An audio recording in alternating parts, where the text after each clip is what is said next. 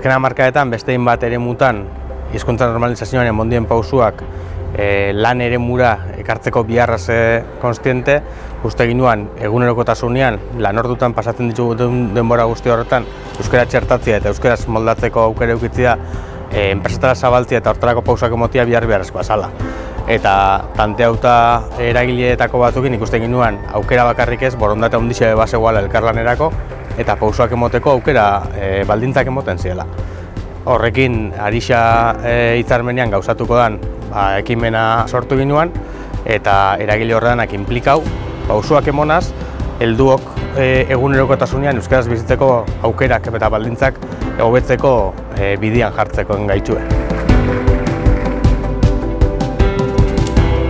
Guretako Arixa honek eskaintzen dozkuna da pauso txiki eta irmuen bitxartez berriz be hartzia konpromesu hori eta euskeria berriz be dagokizon lekura eraman eta ahalik eta gehien bizitzera ekartzea. Euskara lan munduan sustatzeko ekimena izango da. Bestalde gero enpresen artean laguntza eta bata bestiakin ikasteko aukeria aukiko dugu. Arixa programan sartua, uste dugulako egunerokotasunean giro euskaldun lortzia lagunduko dozkula. Ze pasatzen jau, programa dana dauko erderaz, ze hornitzaile askokin erderaz itzen da lana.